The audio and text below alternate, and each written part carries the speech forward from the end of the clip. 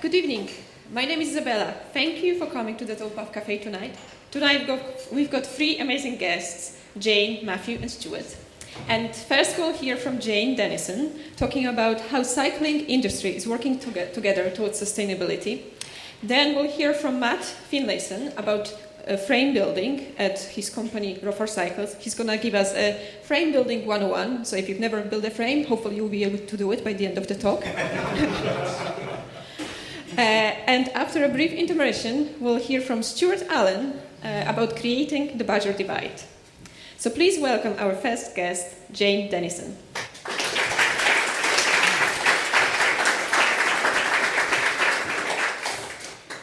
You can sit down.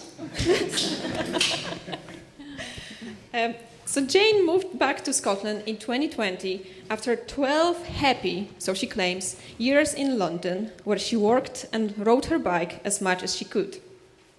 She runs a consultancy called Thrive that helps businesses across the UK to integrate sustainability throughout their business plans. On the bike, Jane started in triathlon, then saw the light and ditched running and swimming to do crits, time trials and road races in and around London. She got into longer distance riding about 10 years ago with a Geneva to Nice bikepacking trip. She rode the first and hardest edition of Transalba as a mixed pair in 2019, where she came second and followed it up with the PBP the same year. She loves the Nordax and getting out in the lanes of East Lothian, where she lives. In 2020, she joined Leon and Eric at Shift Cycling Culture, combining her passion areas of sustainability and bikes. And I'm really looking forward to learning how we, the cyclists, as well as the cycling industry, can become greener. Let's now hear from Jane.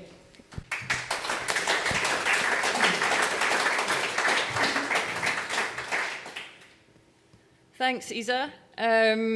Nicely doctored. I'm not sure the first Transalba was the hardest, but that's very kind of you to say so. It was the longest. It was in the harder direction, and you had the worst weather, so I think yes. Oh, thanks. That's very generous. I'll take it. Good evening. Nice to see you all here. Thanks for coming out to hear a little bit about Shift Cycling Culture and what we've been up to over the last 4 years. Look forward to your questions at the end as well. So a bit of background, how it all sort of came about. Back in late 2019, I was living in London and working in sustainability, as Isa said, and doing a lot of cycling and sort of part of this London cycling community, I guess. And it just sort of started frustrating me that the cycling industry wasn't really doing anything weren't talking about addressing their kind of impact on the climate or environment. Whilst the bike is it's a green alternative to the car, actually a lot of the cyclists I was hanging out with, we rode to work, but a lot of us just cycled for fun and we had a car as well, or still used other forms of transport. And there was this big sort of it sort of turned from a service industry into more of a consumer industry. So wanted to do something about it. So early 2020, a mutual contact introduced me to Leanne, who's in the middle there, and Eric on the right. So Leanne founded Shift. They're both based in the Netherlands. She's an amazing filmmaker, photographer, communicator. And Eric is an engineer by trade, but also a specialist in circular economy. And they're both massively into cycling, and we came sort of a meeting of minds, had very similar approach to it, so decided to do something together. And sort of important things to know about at this stage, I guess, is we didn't want to be activists. We wanted to work with the industry and with the community, so it wasn't about guilt or sort of pointing fingers. It was about being sort of productive and creative rather than sort of what you can't do. So it was about harnessing the innovation of the bike industry. We wanted to use our networks And we didn't want members because we wanted to kind of set the agenda for what was right for, sounds corny, but kind of what's right for the planet or climate rather than the people paying a membership fee. So we sort of set about trying to get a bit of a movement going, but we were deep in COVID times. It was 2020, so how do you start? We had to sort of put things on pause slightly. We thought, let's put out a shout on social media and see how many people in the industry turn up to a Zoom meeting. So we had 100 places, and very quickly, within 3 days of putting a note out, we had 100 people signed up to it. What? This is extraordinary. So we set about asking, this was us getting started. That was the Zoom meeting. And it was really to kind of ask the people who turned up what an organisation like Shift could do to help sustainability in cycling. And there were two things that sort of came out. That one, these were people sort of working in the industry, but a lot of them were passionate cyclists as well. And the two things that came out was, how do we get leadership involved? Because it wasn't really being discussed at that level, and it was in lots of other sectors. And the other one was that there was no sort of community for people working in cycling who wanted to make their organisations more sustainable. So that was that set the agenda for what we wanted to do. It went fast from then on, so we had more sort of online meetups. We put together a circular design course, and we started a chief executives, a CEO forum. I'll talk about that in a second. But and we were doing this next to our day jobs, so it was kind of on the side. And actually, fast forward 2 years, we couldn't do it aside working. So we actually raised some money, and then we've hired a brilliant executive director, Sandra, who's taken it forward, professionalised the whole thing, and really driven loads more activity than we never could have hoped to.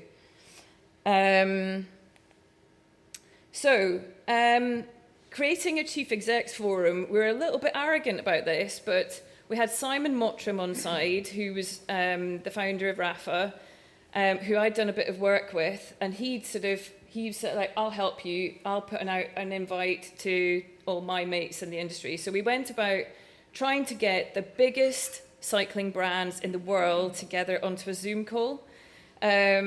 So we said, invite your mates and whatever else. And these people turned up. So the CEOs from these companies turned up. We couldn't quite, we were sort of like messaging each other on this. We couldn't quite believe who'd turned up. So, the founder of Strava was there. And they're all super humble. Cannondale, Trek, SRAM, Brompton, and really lovely. And they said, this is on our radar and we don't know where to start. We know we've got to do something. And actually, the COVID timing was perfect because they were all sitting at home and they couldn't travel. So actually joining a Zoom call was actually the easiest way of getting hold of them.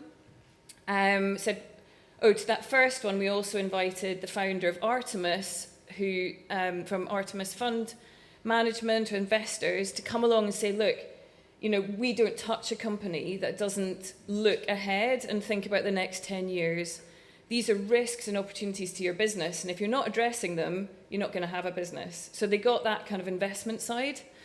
These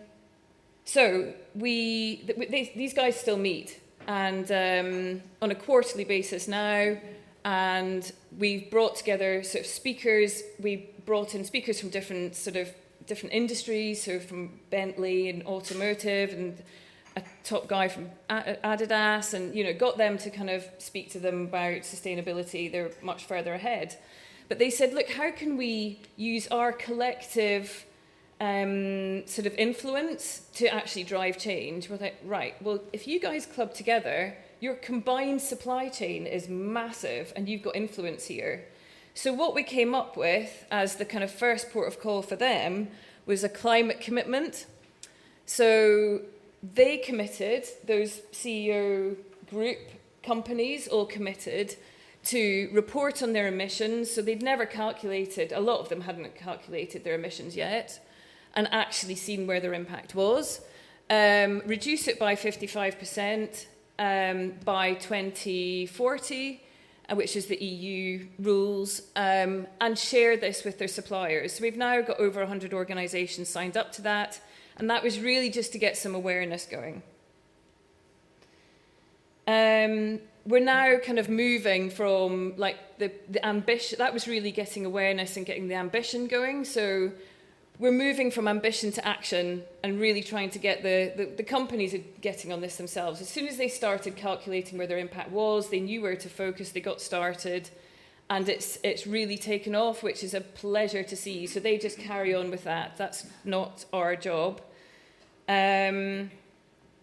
But I thought it might just be interesting to look at kind of where the impact comes from. So this is Trek and their emissions. So you can see that the majority of that comes from their production, which probably doesn't surprise you. And you probably can't, I don't know if you can read any of those words, but 3 models up there, the fuel, the Trek Madone and the rail. So mountain bike on the left, high-end road bike in the middle, and an e-mountain bike on the right-hand side. So as soon as you start introducing batteries and electric parts into the equation, the impact, ramps up quite considerably, which probably doesn't surprise you. But so Trek Madone frame assembly is by far the biggest chunk. And Trek publish all of this. They've got a really good sort of transparent report on their website. But on the right-hand side, you can see the sort of divide of, they're called scopes, so the different emission types. The red one signifies everything that's supply chain, upstream, downstream supply chain. So that's 96% of their impact comes from everything outside their direct organisation. It's massive. And that's normal in manufacturing, 95%. So supply chain is the place to focus. So the 2 biggest issues, supply chain is one of them, and then waste in the manufacturing process as well. So to tackle this, we need to sort of change the way that we make things, make and sell, like business models, but materials, production styles.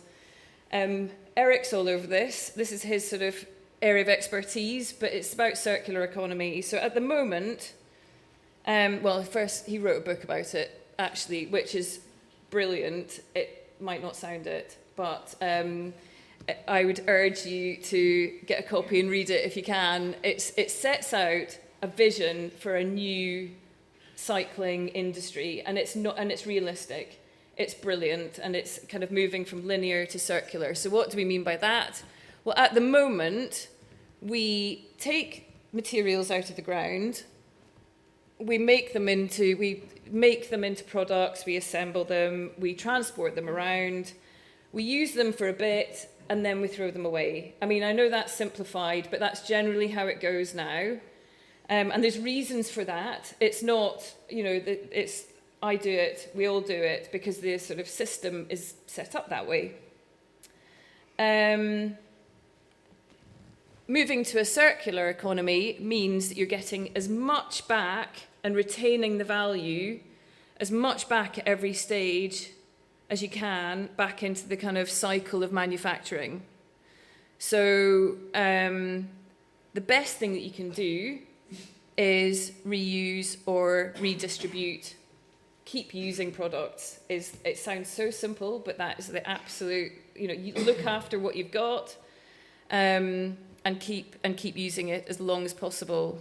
Then refurbishing, so moving down the right-hand side is kind of the area of priority, if you like.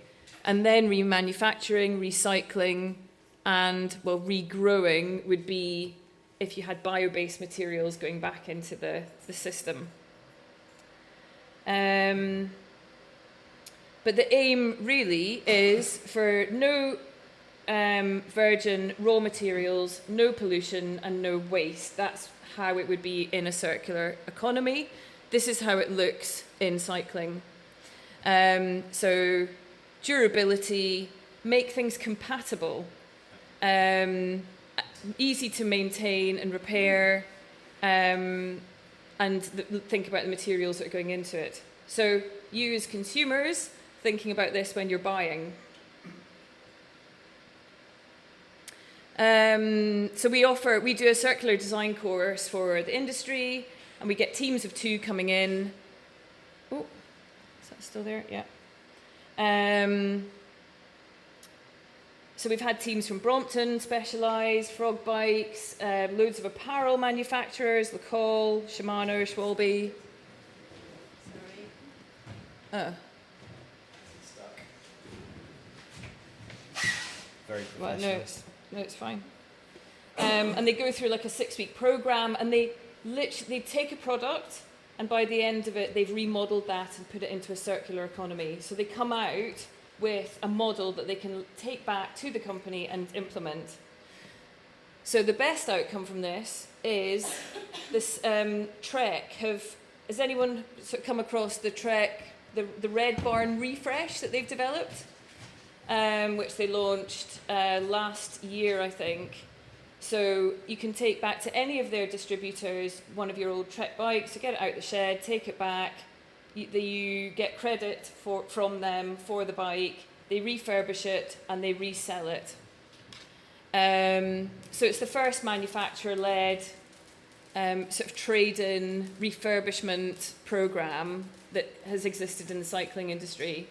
But they're the first ones who are actually making it work. Because making it is an old record player someone's got. Special effects. I think you can all hear, can't you? Yeah. So getting basically used bikes back out of garages, refurbed, resold, and back in action, which is great. So a lot about this, we always get a lot of questions about recycled materials. And one of the emerging areas is recycled aluminium. But a quick one on recycled materials. So the idea of using recycled materials to make things from sounds like a no-brainer, but it's a little bit more complex than that in reality, sadly. To be able to recycle any one material, you need only that material in huge quantities in a place that can process it. So think about that from a practical point of view. That's quite hard to make happen. So think about bike parts. There's always a combination of materials, whether it's sort of aluminium, carbon, steel screws, bit of plastic, glue bonding it together.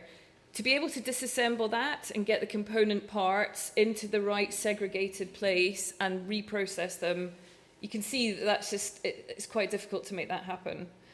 So, however, aluminium is the one sort of area of hope.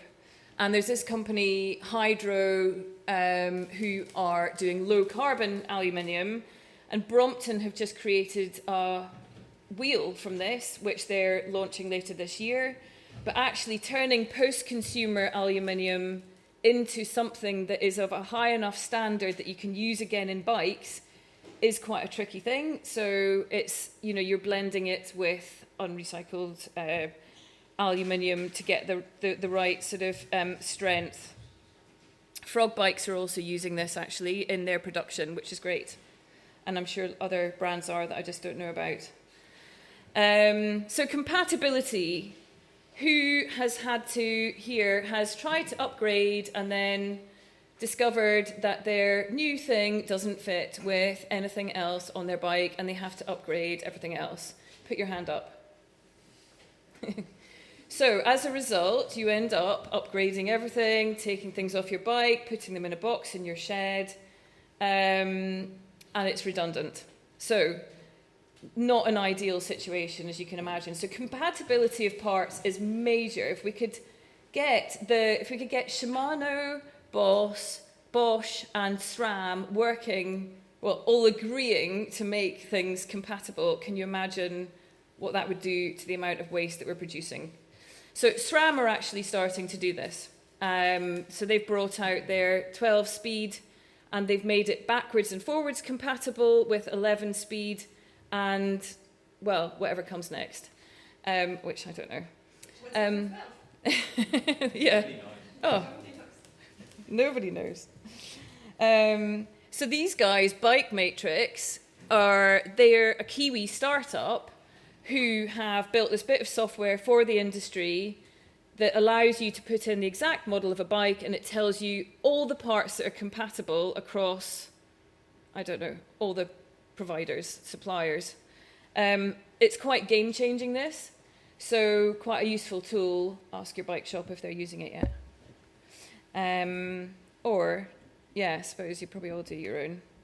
Don't go to bike shops like me.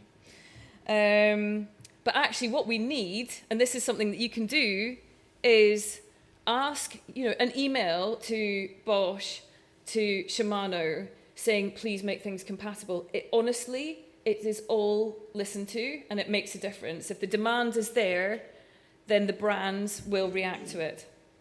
Do you have the email addresses we can send? Yeah, I'll share those afterwards from the Chief Execs Forum. That's fine. They'd love that.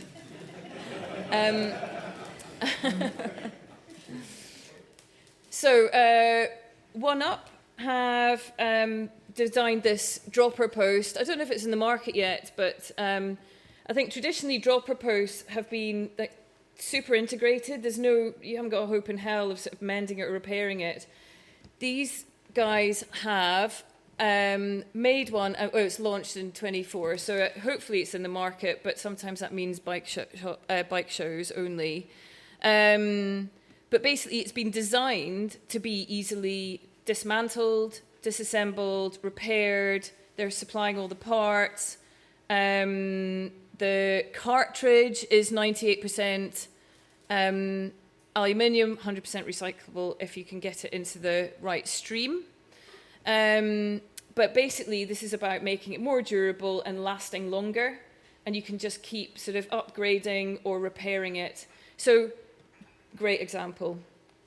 We've talked a lot about sort of hardware, but the apparel sector, they're actually a lot further ahead because the outdoor industry is a lot further ahead. You've got people like Patagonia who've been leading the way there.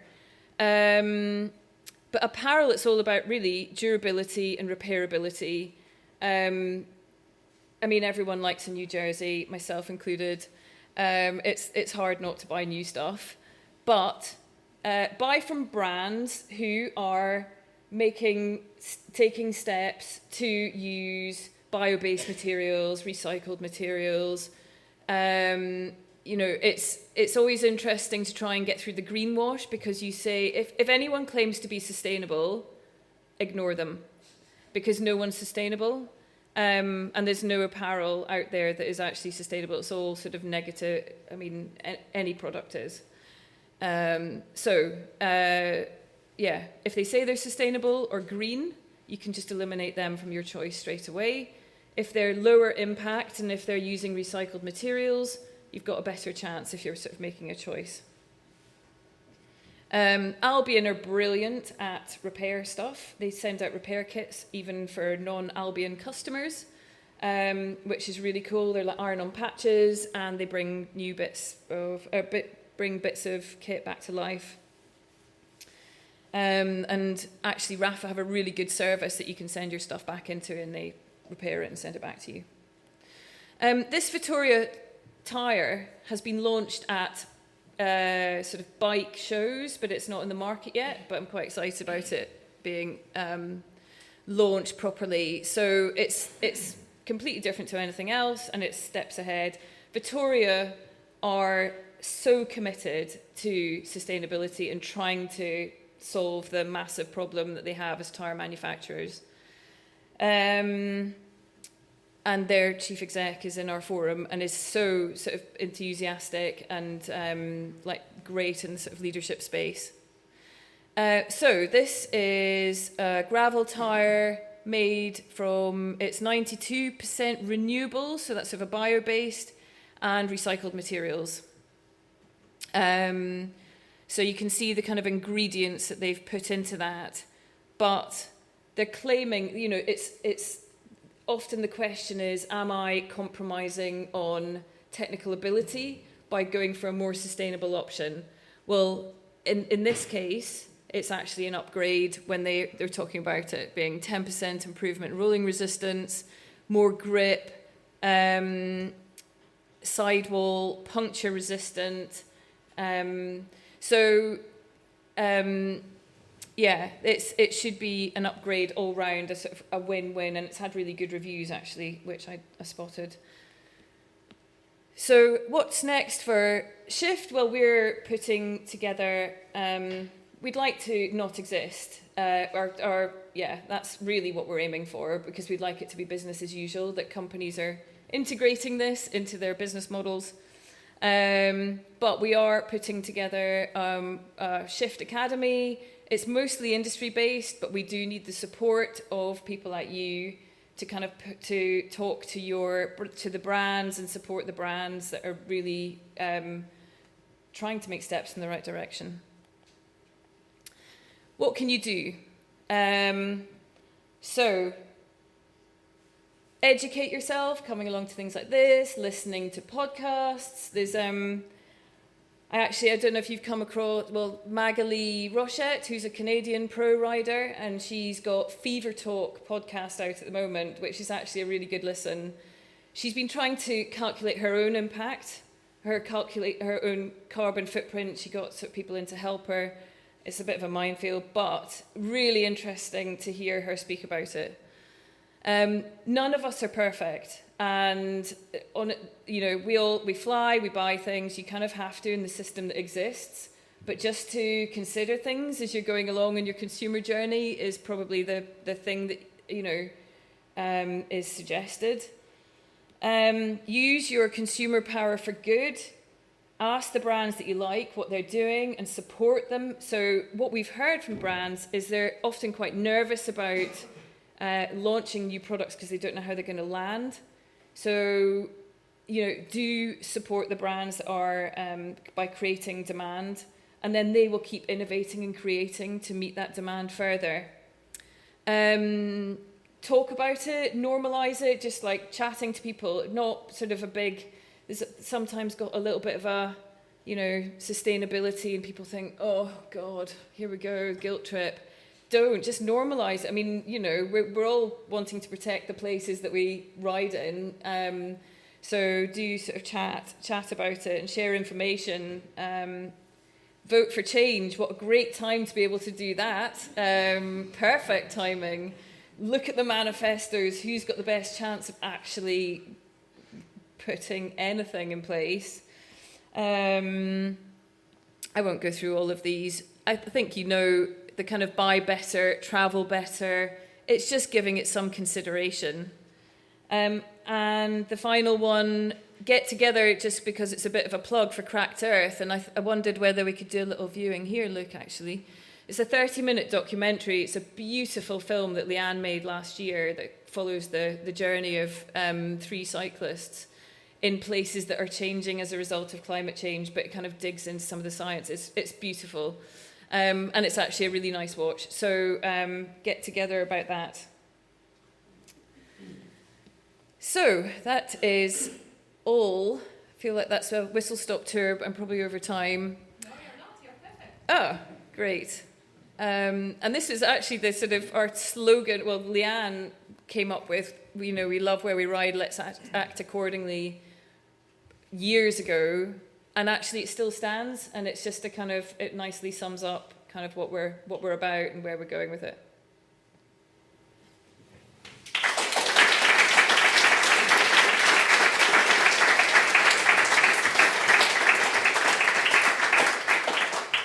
So if we Google Shift Cycling Culture, we'll go to the website and then we can view all the things that you have to offer. Yeah, no, that's right. And actually it is a really good resource. It's got all the stuff that we're doing with industry, but it's got a lot of community focused stuff as well. And it's actually got a load of case studies and stories of what the different brands are doing. We do a sort of series of 5 questions and we interview people from the companies. So yeah, it's sign up to our newsletter, and that will also kind of keep you in touch with things. All right. Right, so my first question is, you kind of answered it. So a shift is 4 years old now, and when you set it up, what sort of lifespan did you expect it to have, and how long do you reckon now? So we gave it 10 years and we said we don't want to exist. We're here to kind of start the conversation going and get people set up, but really we do want that just to be running along. And it's not that we think, that we'll solve climate change in 10 years, just to be clear. It's just that we hope most companies in the recycling industry will have addressed it and will have integrated that into their business models. I personally believe that any company that doesn't won't exist in 10 years.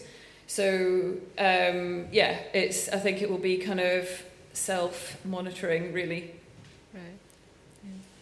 And when you started Shift, did you think that the cycling industry would be particularly receptive to change? And how does it compare to other fields in your experience? Because in your day job, you work with other industries, right? Yeah. And so how does the cycling industry compare to the others? We were pretty hopeful because you're always seeing sort of innovation and creativity coming from the cycling industry, aren't you? And you know that these incredible sort of design and production and engineering teams that sit within the bike companies.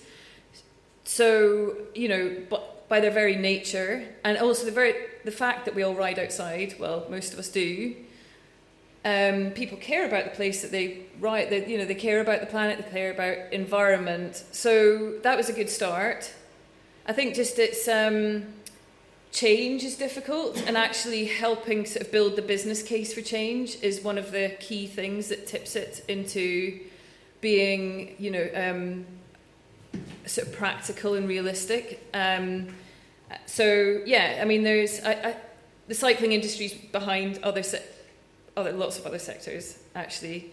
If you look at the sort of automotive and a lot of other sectors, they've got regulation and legislation that's put pressure on them, and cycling's sort of had none of that. But actually, that's all changing because the EU directives that are coming out, 10 a penny or whatever the phrase is.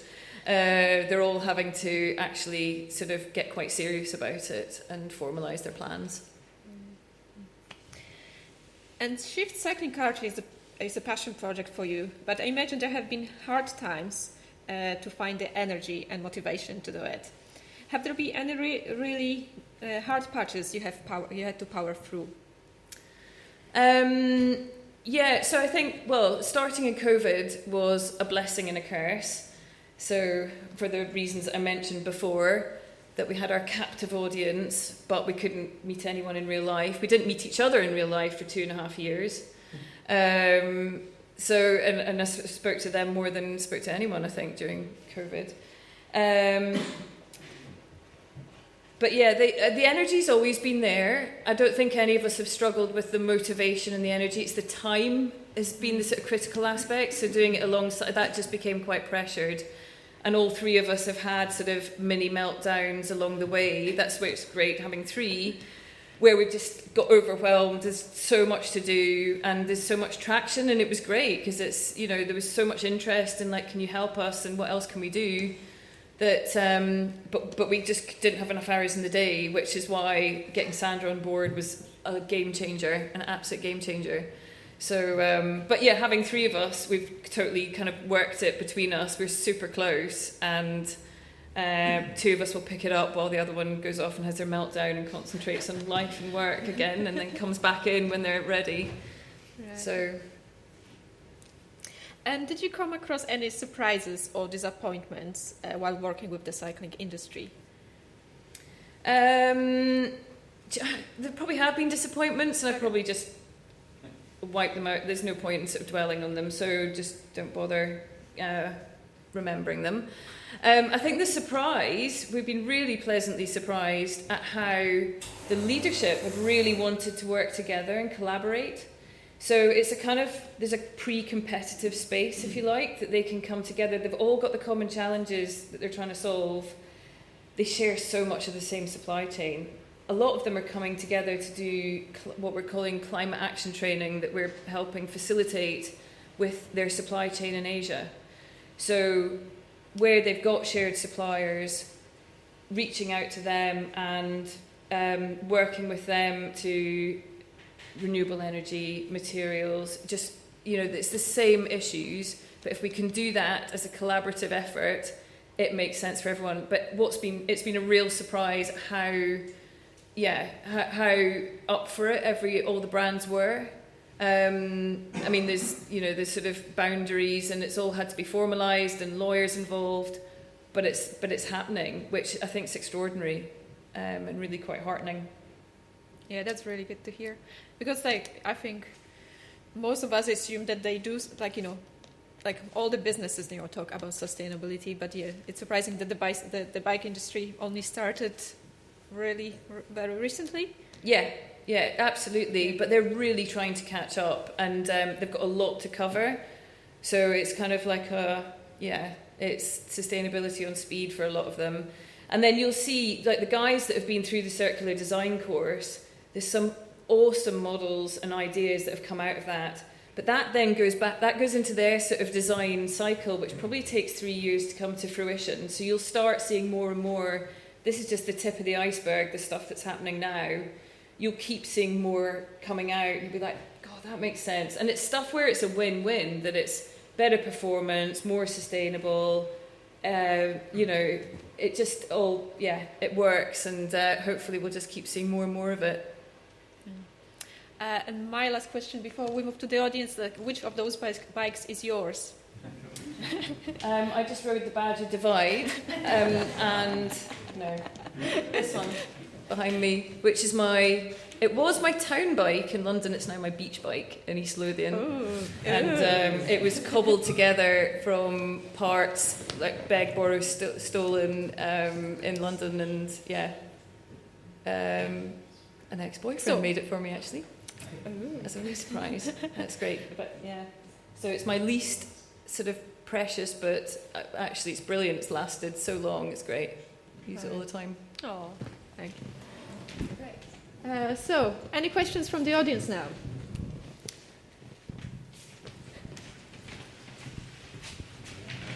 Hi, Jane.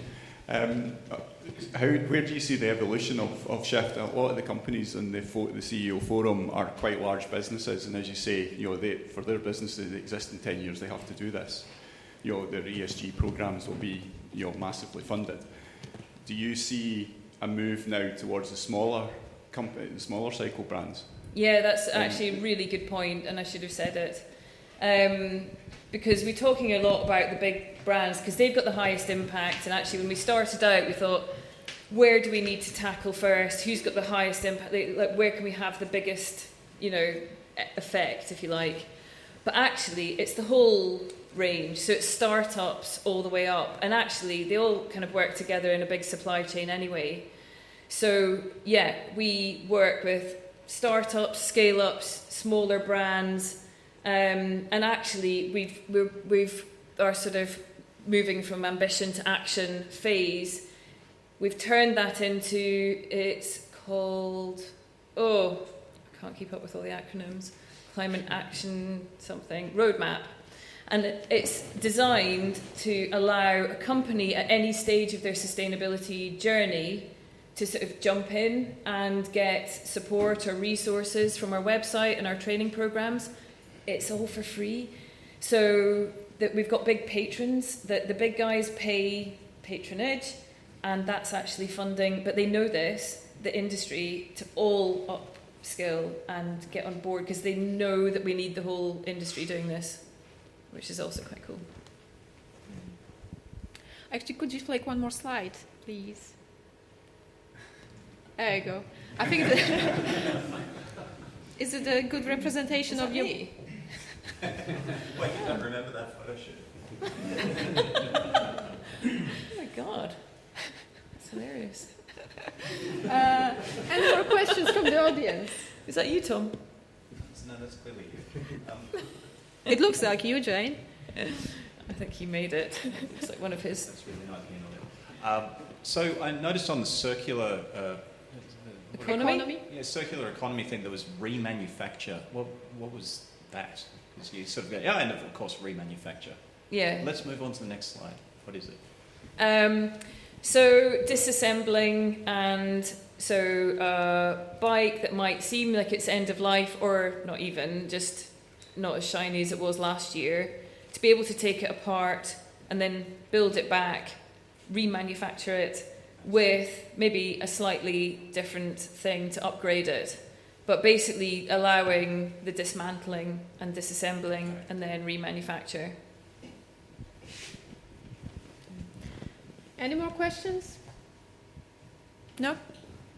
Oh. Yeah, just to pick up on the remanufacture thing. Maybe one of the things in the future is a move from getting new bikes and upgrading things into just trying instead of the big companies making new things, trying to empower other companies to refurbish things. How can that sort of transition, because companies need to grow and need to make stuff in order to exist, and a lot of companies are under pressure now, and you hear more and more about companies going under. What are your thoughts about managing that sort of transition? Yeah, well, that's the golden question, really. I mean, you saw that Trek are doing a sort of refurbishment program, and I think more and more brands will sort of jump on that. Whether it's a marketing, we'll see whether it actually makes money and sort of stands the test of time. But funnily enough, it was that's what spurred Eric's book. He kind of writes down all the learnings. You know, you realise that everyone has sheds full of stuff. So they sort of had a bit of an amnesty in Utrecht, where he lived, did it with a partner, and they opened a bike shop and said, bring all your parts in and we'll make bikes and sell them back. And they just couldn't, because nothing was compatible. So, you know, a bit of standardisation would go a long way. But you're right. I mean, that's the dream. And, you know, it's I suppose it's if you can prove that you're not sort of sacrificing any performance from it, but actually, you know, at amateur level, really, you know, just that little bit more aero or whatever. It's I think it's a change of mindset, really, isn't it? That's required as well. Any more? One up here. No?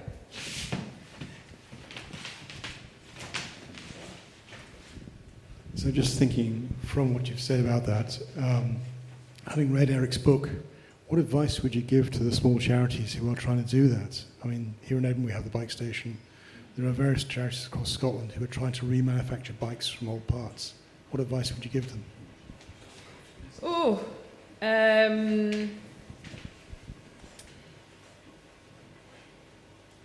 Well, I mean, if there's not a business, I'm a bit of a capitalist at heart. I think it's got to be commercial.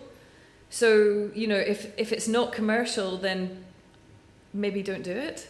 Think about other revenue streams, but I think fixing up existing bikes, but I don't think, like, creating them from scratch, if that's what you're meaning, from old parts. Eric's book kind of proves that it's nigh on impossible to do that and make some money to just pay your rent, you know. So whatever you're doing has got to be sustainable financially as well.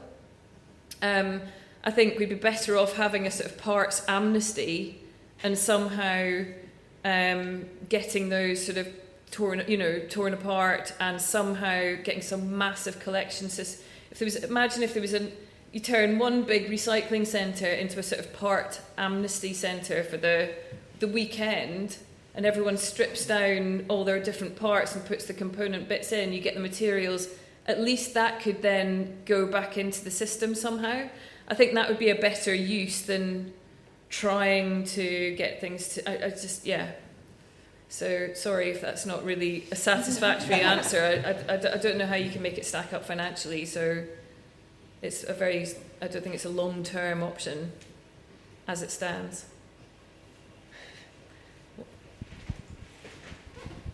Hello. Hi. A question about what Shift calls sustainability, because there's a lot of different definitions that fly around.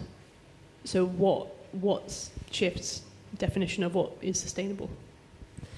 Excellent question.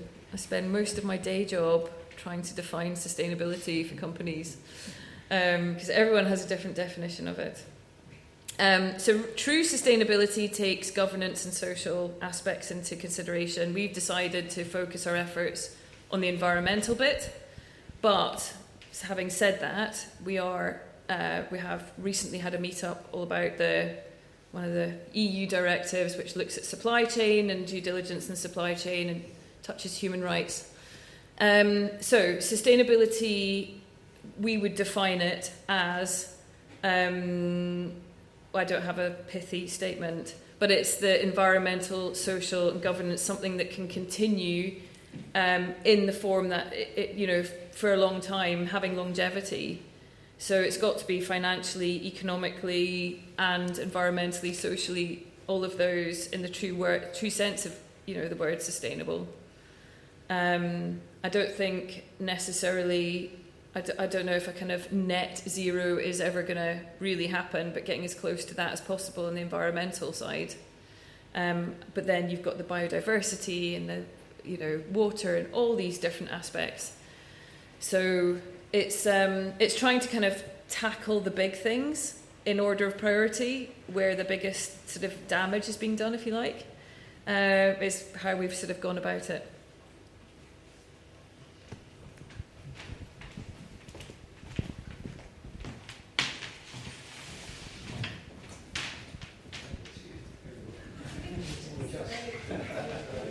You touched on it a little bit when you were talking about clothing, and obviously sustainability is like a kind of key focus for a lot of brands. But is there any organisations or any people holding brands responsible for greenwashing? Yeah, pretty much every legal system is now, which is good.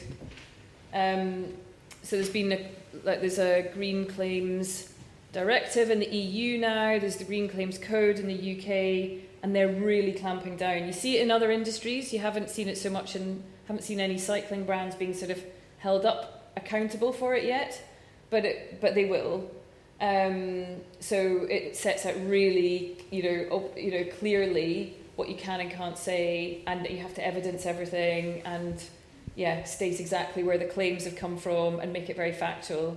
So yes, there is some policing of that now, which is brilliant news.